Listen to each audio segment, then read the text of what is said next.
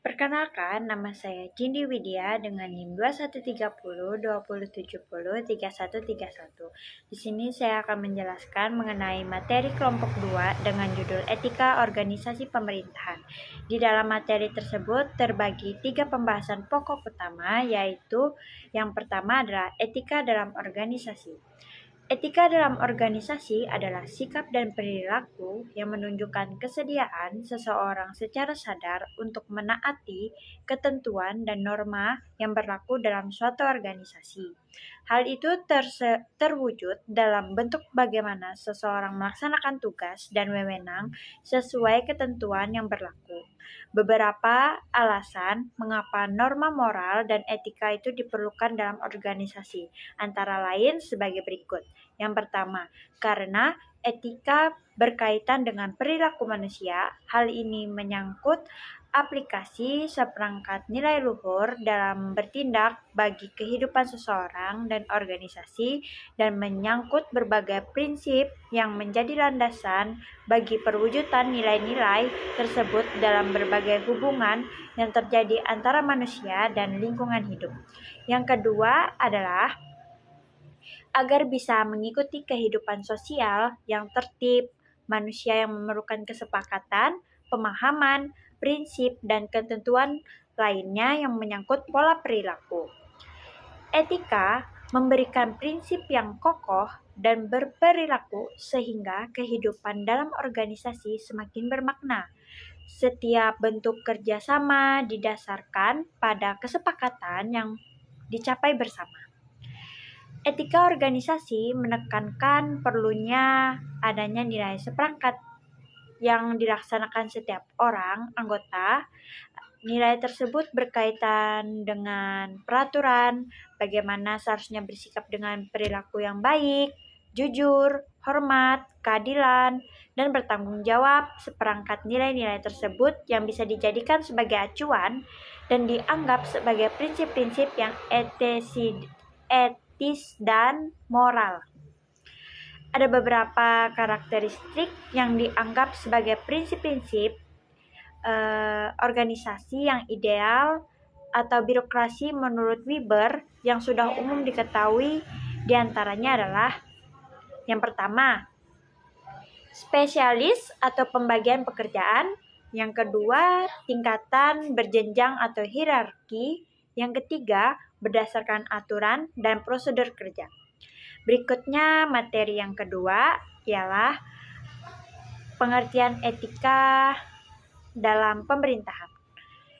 Etika dalam pemerintahan merupakan ajaran-ajaran untuk berperilaku yang baik dan benar sesuai dengan nilai-nilai keutamaan yang berhubungan dengan hakikat manusia. Nurdin 2017 mengatakan bahwa etika pemerintahan selalu berkaitan dengan nilai-nilai keutamaan yang berhubungan dengan hak-hak dasar warga negara selaku makhluk sosial.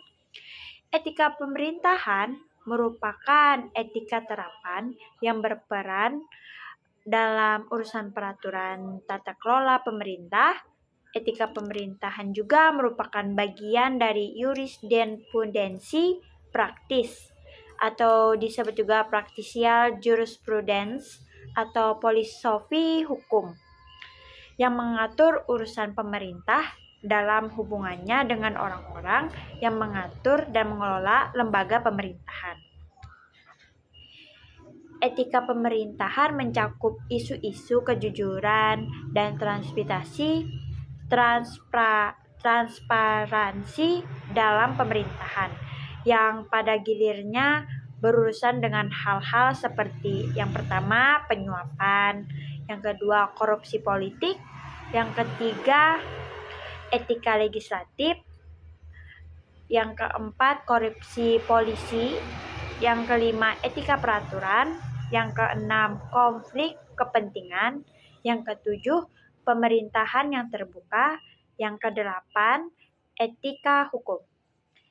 Secara umum fungsi etika pemerintahan dalam praktek penyelenggaraan pemerintah yang baik itu ada dua, Yang pertama, sebagai suatu pedoman, referensi, acuan, tuntunan dalam melaksanakan tugas-tugas pemerintahan. Yang kedua, sebagai acuan untuk menilai apakah keputusan dan atau tindakan jabatan pemerintah itu baik atau buruk, terpuji atau tercela. Pada hakikatnya, etika pemerintahan bersumber dari peraturan perundang-undangan, nilai-nilai keagamaan, dan nilai-nilai sosial budaya yang berasal dari kehidupan bermasyarakat, serta berasal dari adat kebiasaan dan sejenis kehidupan bermasyarakat. Pemerintah juga sebagai alat kelengkapan sebuah organisasi modern yang mempunyai tujuan dan tanggung jawab untuk merealisasikan cita-cita negara harus memiliki keinginan yang kuat dan tertanam dalam nilai etis, dalam nilai aparatur agar cita-cita negara tersebut terwujud. Selanjutnya, materi yang ketiga yaitu ada etika jabatan. Etika jabatan merupakan norma-norma atau nilai-nilai, ketentuan, serta standar yang mengatur perilaku moral para aparatur atau pejabatan publik. Dalam etika jabatan atau kode etik tertuang ajaran-ajaran moral dan asas berkelakuan dengan baik bagi aparatur dan menuaikan tugas dan melaksanakannya dengan tindakan jabatannya tersebut.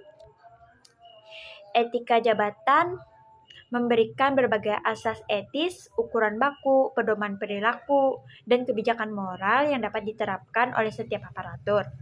Etika jabatan menetapkan norma-norma mengenai apa yang harus dilakukan oleh setiap aparatur dan melaksanakan fungsinya dan menjalankan jabatannya. Pentingnya etika dalam jabatan. Dalam masyarakat, terdapat nilai-nilai dasar perilaku yang secara umum diakui oleh norma yang harus dipatuhi selain peraturan dan norma hukum. Norma tersebut biasanya disebut etika. Etika dalam arti sempit juga diartikan sebagai sopan santun, sedangkan etika dalam arti luas yang dapat dikatakan sebagai norma-norma atau peraturan yang dipakai sebagai pedoman dalam berperilaku di dalam masyarakat, terutama di kehidupan kita sehari-hari. Tujuan etika jabatan antara lain yaitu untuk memberikan batasan penjelasan standar etika, memberikan batasan kebolehan atau larangan, memberikan himbauan, moralitas, dan sebagai sarana kontrol sosial.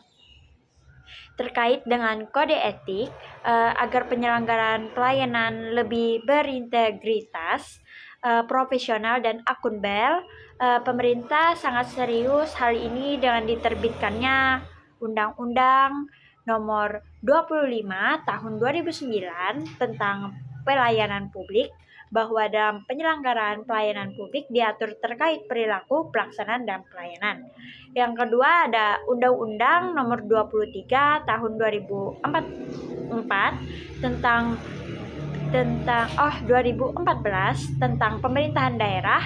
Terdapat materi muatan terkait pelayanan publik khususnya pada bab ke 13 pasal 344 sampai dengan pasal 353. Yang ketiga ada peraturan pemerintah nomor 42 tahun 2004 tentang pembinaan jiwa korups dan kode etik pegawai negeri sipil, kelancaran tugas umum pemerintah dan pembangunan nasional sangat dipengaruhi oleh kesempurnaan pengabdian aparatur negara. Pegawai negeri sipil adalah merupakan unsur aparatur yang bertugas memberikan pelayanan yang terbaik, adil, yang merata kepada masyarakat.